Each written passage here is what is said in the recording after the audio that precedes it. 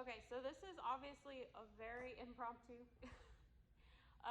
but I had a little issue and I was able to completely fix it myself, and I'm so proud of that. I feel like an engineering genius.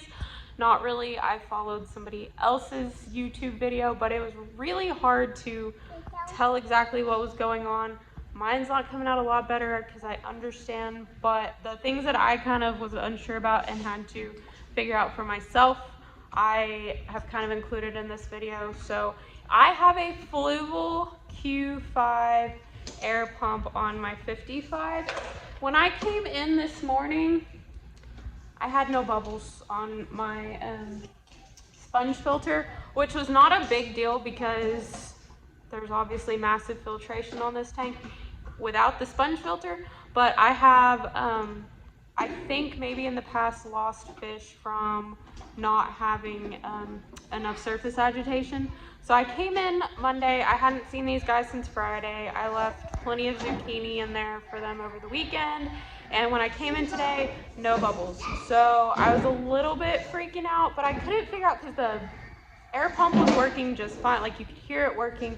There was a little bit of air output, but not enough to push through an air stone, because I tried putting an air stone back on it, or to make this sponge filter bubble. So I was able to fix that, and I will go ahead and show you how. It was so super easy and saved me like going back and spending 30-40 bucks on a new air filter, because I literally just bought this one 35 days ago. So of course it was not exchangeable at the pet store because they have a 30-day warranty on it. So anyway, I fixed it, and we obviously have bubbles again, and everybody's happy and healthy, and yeah.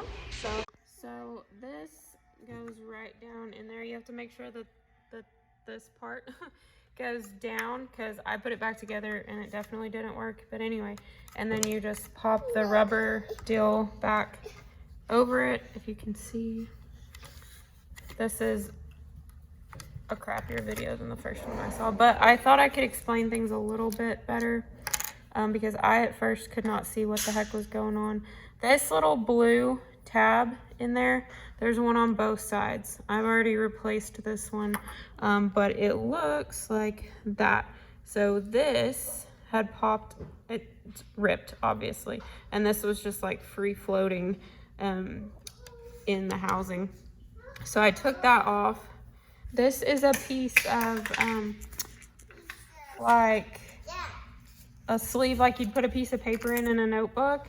So I literally put this back together and laid it over and traced it with a Sharpie and cut it out. That was my first attempt. It was a little too big. And then slipped it back in place in here. And then I just put everything back together. This goes.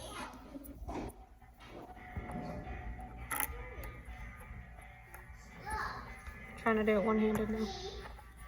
And then you slip this back down in there.